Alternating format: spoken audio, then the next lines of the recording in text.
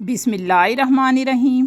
ظفر Iqbal Urdu academy تیاری برائے Urdu lecturer FPSC Urdu lecturer 2025 پرچہ نمبر 7 ہے۔ یہ پرچہ احمد شاہ پطرس بخاری کے بارے میں ایسے سوالات پر مشتمل ہے جو FPSC PPSC NTS میں بار بار ریپیٹ ہوئے ہیں۔ ہمارا پہلا سوال ہے، پطرس بخاری کا اصل نام کیا تھا؟ ان کا نام احمد شاہ بخاری تھا۔ یہ سوال FPSC 2018 میں آیا۔ اسی طرح ہر سوال کا سال مینشن ہے۔ پطرس بخاری کی پیدائش 1898 میں ہوئی۔ پیدا یہ پشاور میں ہوئے۔ اگر ان کے انتقال کی بات کریں تو پطرس بخاری کا انتقال 1958 میں ہوا۔ حکومت وقت نے پطرس بخاری کو سر کا خطاب دیا۔ پطرس بخاری کی وفات امریکہ میں ہوئی۔ پطرس بخاری نے کیمبرج یونیورسٹی سے انگریزی میں تعلیم حاصل کی۔ یہ گورنمنٹ کالج لاہور کے پرنسپل رہے۔ آل انڈیا ریڈیو پاکستان میں ڈائریکٹر جنرل کے طور پر انہوں نے کام کیا۔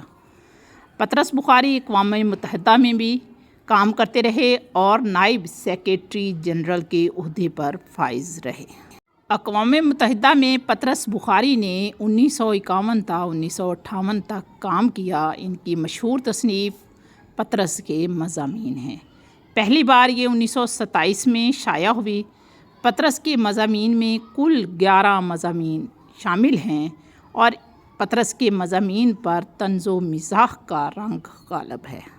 پطرس بخاری کے اسلوب کی نمایاں خصوصیت ان کے اسلوب کی شگفتگی ہے۔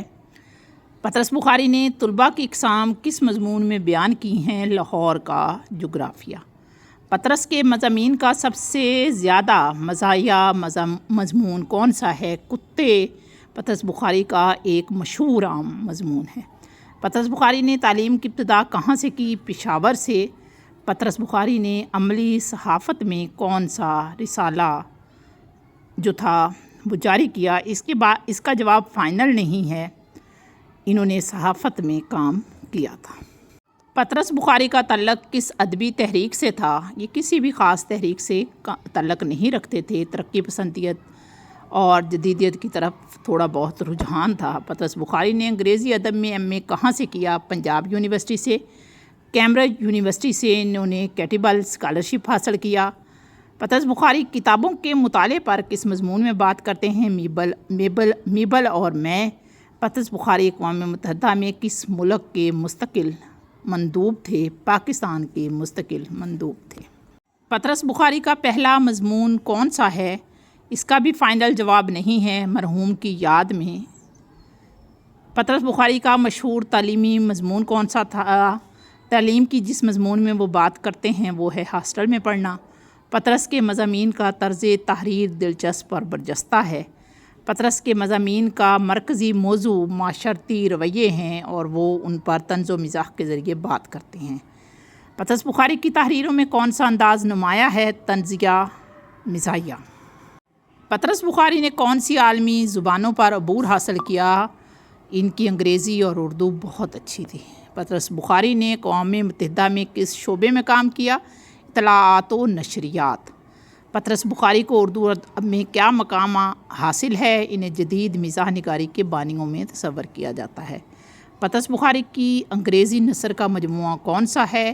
تو ان کا کوئی آفیشیل کلیکشن نہیں ہے۔ پطرس بخاری کے مضامین کا پہلا قاری ان کا بھائی ظریف بخاری ہوتا تھا۔ پطرس بخاری کی زندگی پر لکھی جانے والی کتاب کا نام بتائیں۔ احمد شاہ پطرس بخاری ایک مطالعہ۔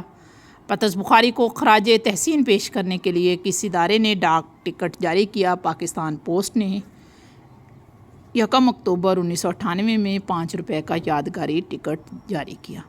پطرس بخاری کے مضامین میں برجستگی اور مزاح پایا جاتا ہے اور اپنے مضامین میں زیادہ تر مڈل کلاس طبقے کو طنز کا نشانہ بناتے ہیں، ان کے لیے بات کرتے ہیں اور ان کے مضامین میں طنز و مزاح کے علاوہ اصلاح کا پہلو پایا جاتا ہے۔